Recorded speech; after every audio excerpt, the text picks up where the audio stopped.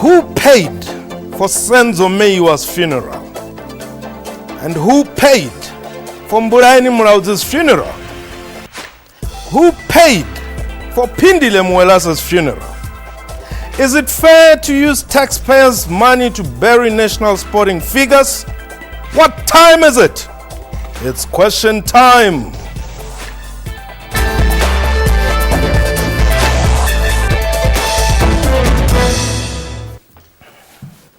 Hello and welcome to the show. I'm your host Mpho Said. Welcome to question time indeed. It is a fact that radio personality Gareth Cliff asked the question, who paid for Senzo Meyiwa's funeral? It is also a fact that under normal circumstances, government would carry costs or even share costs for the burial of anybody who is accorded an official state, provincial, or local funeral. Was Gareth not supposed to ask this question? And why was he attacked by so many people for the question? My guest today, Gareth Cliff and Ramutina Mabote, Rams. Welcome, gentlemen. How are you? Hey, Tara. Gareth? Yes, Paul. You asked the question. I almost wish I hadn't now. I mean, it's just caused me unbelievable amounts of administrative unhappiness and furore. But I think it's okay to ask questions, don't you? What informed the question? Well, nothing. That's why you ask questions, because you don't have information. Yeah. So I had no idea. I mean, everybody seems to think now that it's a well-known fact that non-politicians receive these provincial funerals. To my knowledge, there hasn't been a sports funeral, a personality in sport that has been buried. There's no precedent for this in living memory for me, which is why I asked. I was watching without the sound on at the gym on Saturday morning, and I saw this funeral and I thought, this is very big. This is a very big deal.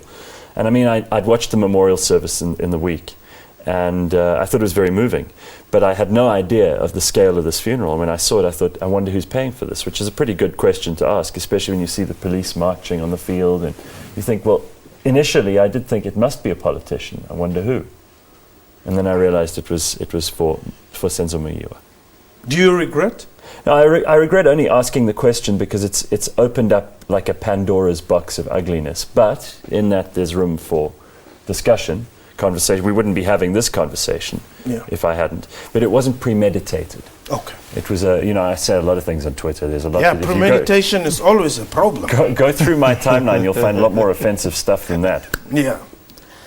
Rams, you then said on your show on Metro FM that you would like or love to have a discussion with Gareth. Courtesy of question time, Gareth is here. Yeah. Well, thank you for giving us that opportunity. And by the way, for starters, I have no problem with questions. That's what you do too. You ask questions, I ask questions on my show. We ask questions here, we all do.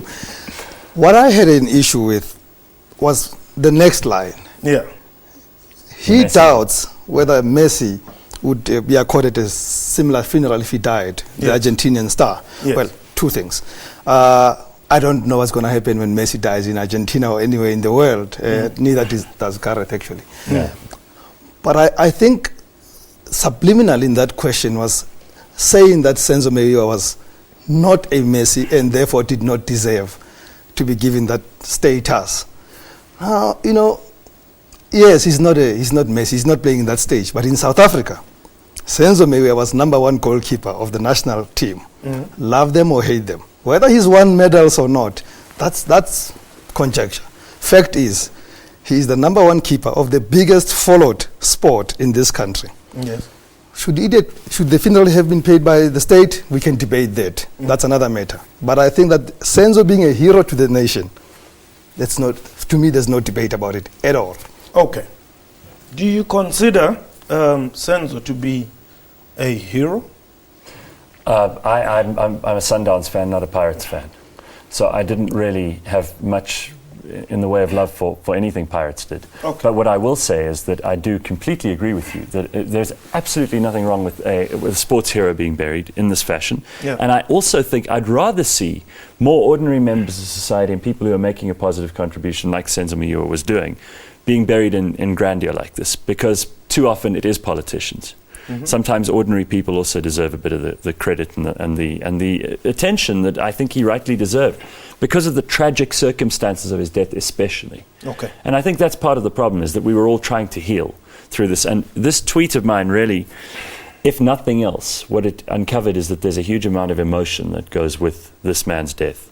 Not only that, actually, Gareth, because, I mean, I read some of the tweets, you know, and, I mean, you were labeled all sorts of things. Oh, horrible things. Some ungrateful, young, white South Africans. Much worse. Someone called me the K word, which I don't really understand what that means, but I'm trying to figure it out. It means you're just heathen. You know? No, the other meaning. But was it justified to then say, I mean, the Minister of Sports? He deleted his tweet after he posted something. I didn't actually see it. Someone sent it to me afterwards.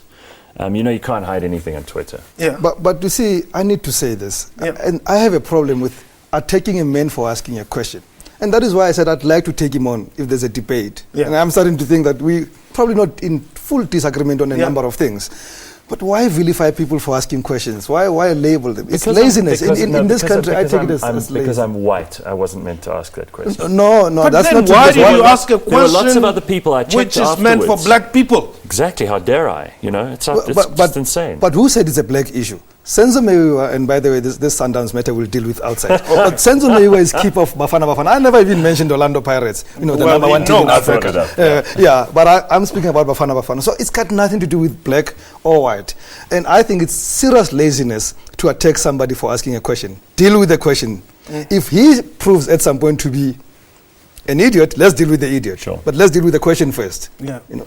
Look, I acknowledge one thing, and that is that I can be an insensitive bastard at the best of times. I have been before. Yeah. My timing may have been horribly out. I might have waited 2 days had I known that this would have been the reaction to the tweet. Yes.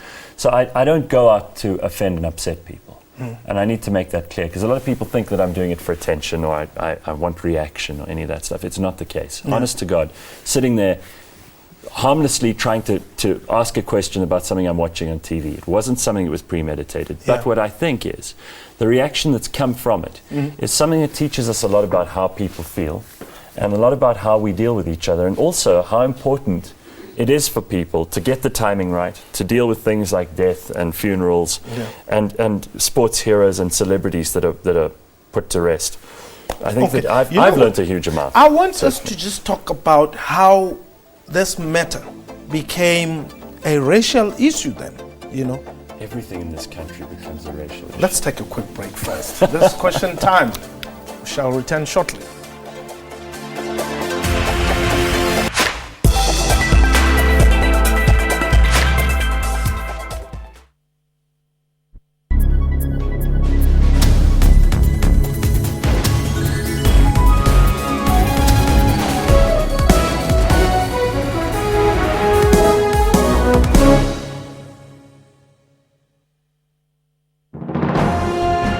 Zoom into Africa. This is Burundi. The president is Mr. Pierre Nkurunziza. Burundi got independent from Belgium on 1st July in 1962. The population is more than 8 million people. One of Burundi's major languages spoken is French. Monetary unit is Burundi franc.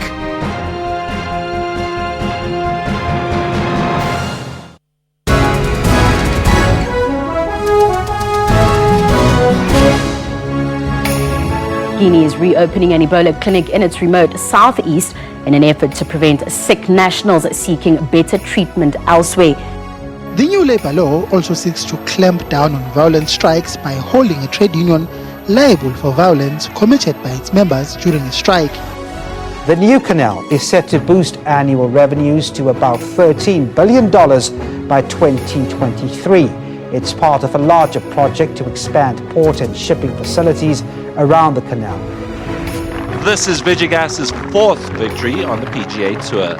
That's all the weather that I have for you for now. Stay tuned. For all your business news, catch news at 1 every day. Be informed.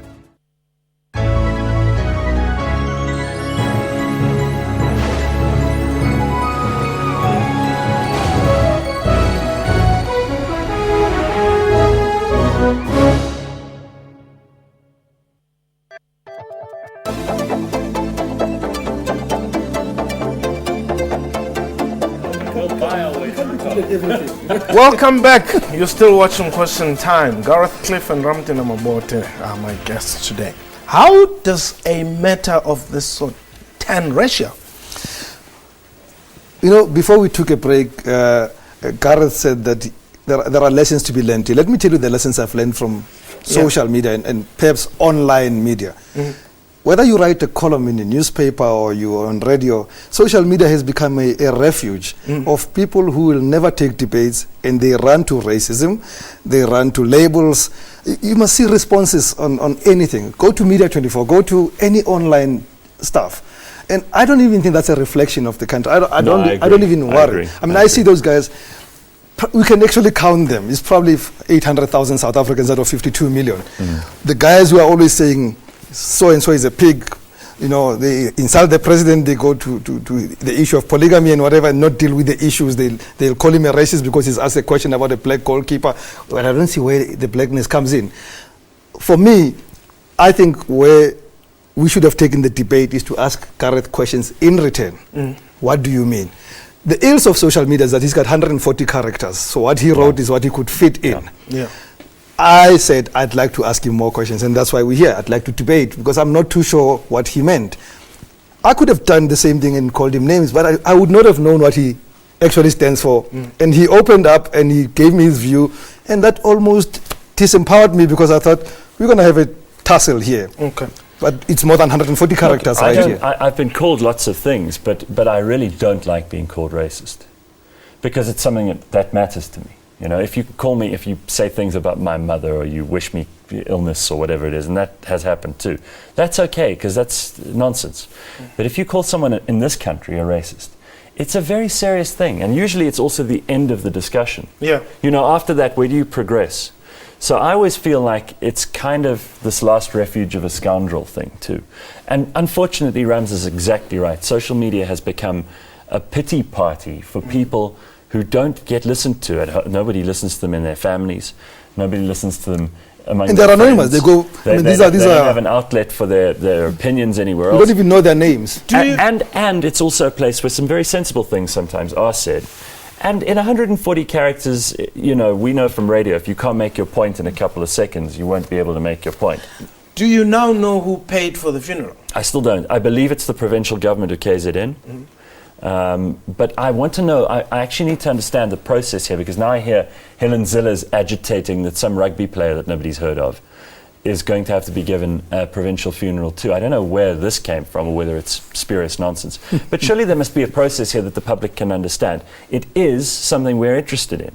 It's something that people clearly feel very emotional about. And it's something that I think we should know from a resource point of view. How much is dedicated in the budget to this kind of event? When we've got power outages, we should be worrying about these things, don't you think? Rams, the rugby player, for instance, he used to play for the Springboks.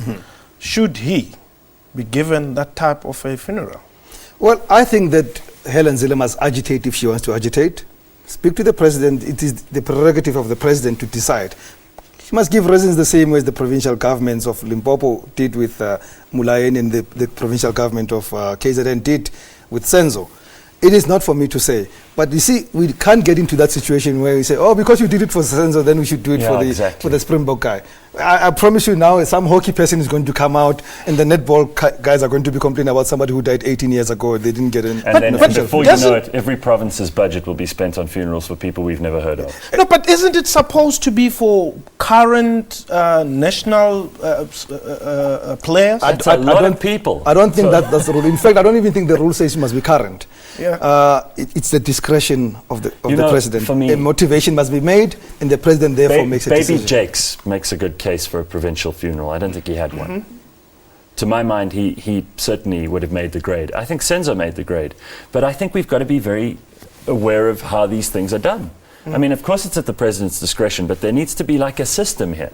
It's kind of like, you know, does Shabir Sheikh get out on sick leave? We need to know what the rules are so that we know how to apply them, so we don't end up in pointless discussions about things where nobody knows the answers. Let me tell you a debate this debate should have been had a few years ago when we buried one P.W. Botha, and he was offered not an official funeral but a state funeral as a former state president of this country. Now I was livid. I look at that guy and I think we are where we are because of the likes of him.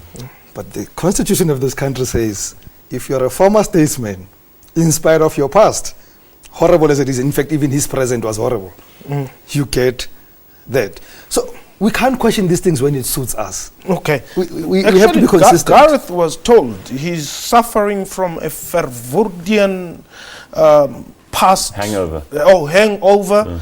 I think Syndrome. spiced with a P.W. Botha something. These are people who, I mean, P.W. Botha was president when I was in primary school, I think. Yeah. And all I remember him was interrupting our cartoons to give some important blah, blah, blah, blah message. Now, I have no love for either of those gentlemen, and I don't like being compared to either them or Steve Hofmeyr, if you don't mind. I think that's probably the most horrible thing anyone's ever said to me.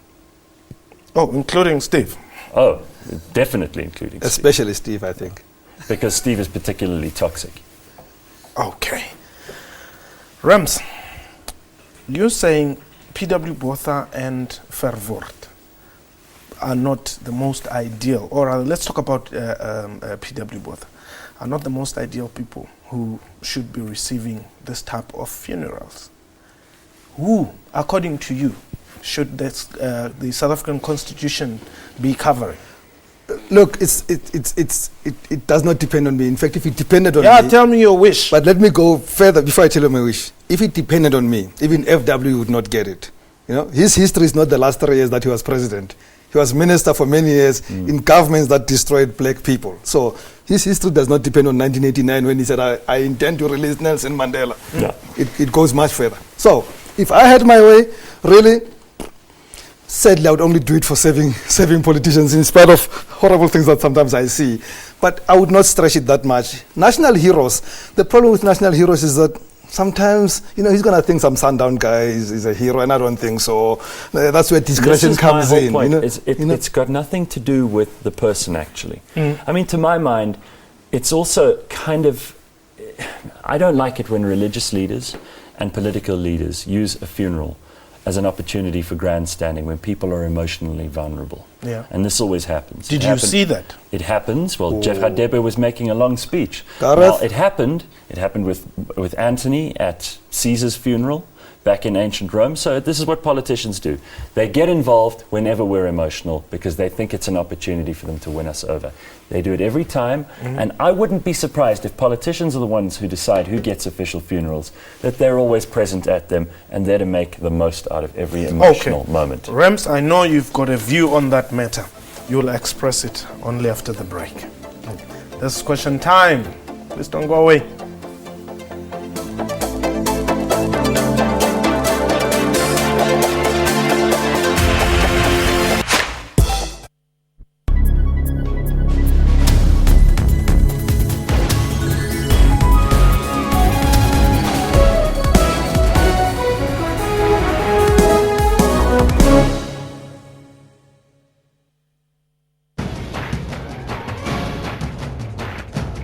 Should marijuana be legalized in South Africa or not? The legalization of dagga is a no to our country. Look at the rate of rape in our country because of people that But you can't say dagga makes people that get are under raped the then. influence of dagga. When a young man comes to you and says, I'm having a problem with dagga, do you send him to jail? We don't send them Then to you already concede that you agree that prohibition is not the answer, because Mr. Panga. our aim is to help them. As is ours. It is you helping them by giving them dagga. How are you going to control this? Just give me a chance. Because if you cannot control it now, as the CYP of South Africa, we say no to the legalization of dagga. No matter what you study, no matter what you tell me, I say no. Watch Newsroom with me, Eben Janssen, weekdays at 9 a.m. on the SABC News channel.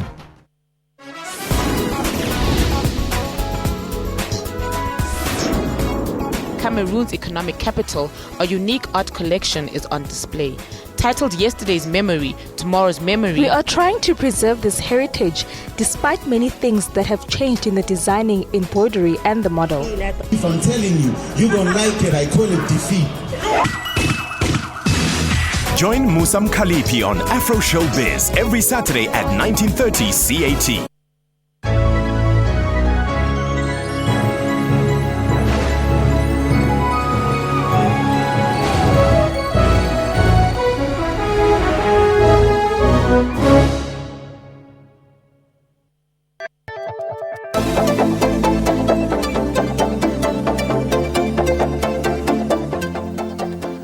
Welcome back. This question time you're watching. Gareth, Cliff, and Rams. Ramtina Maboti, that is, are my guests today. Rams, you wanted to say something. Well, actually, I just wanted to say to Gareth, bad news for him, politicians. The essence of a politician is stage and audience. They will take advantage of anything. If we got into a loo, the two of us at the same time, and we are a good constituency, and he's a politician, he'll join us. That's what politicians do. You know, that's the essence of politics. You need an audience, and you don't even choose. And I think sometimes it's crass. I mean, I think it's very sad sometimes when people are grieving that politicians would do that. They have to be a bit circumspect. But I am never shocked when politicians take advantage of any stage. That's what they do. That's what they paid for, actually. If we can just go back to one other thing that I found particularly disturbing, there's been a lot of real malice and nastiness about Kelly Khumalo in all of this, which nobody seems to want to address because it comes from some really nasty place where women are really treated a lot worse than men in this country. And we seem to have a different set of standards around men and women. And Kelly Khumalo had to deal with probably the same, if not more, of this vitriol and malice last week when all of this was going down. And very few people came to her defense. And some of the things that were said about her gave me, I mean, some serious pain. I thought from the point of view, first of all, this is a woman who's grieving.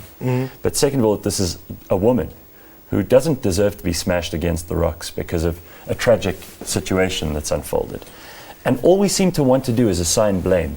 We seem to want to, whether it's who paid for the funeral, whether it's how did he die, who's responsible, who can we blame for this anger and this emotional outrage? In fact, two interesting things come out now that you introduced the Kelly issue. One, if in that incident the person who was killed was Kelly, would she have been given an official funeral? Not a chance. And this is a musician in her own right.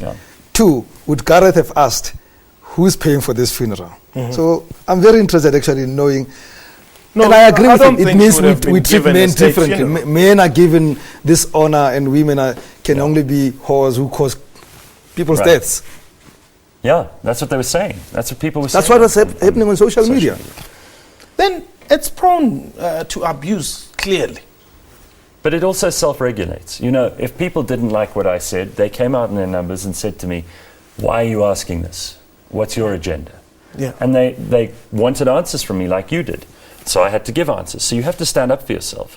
Or you have to apologize if you're wrong.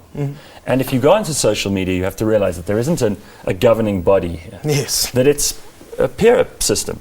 Where you tell me if you agree or disagree, and I say, okay, well, maybe you're right, I'm wrong, or the other way around.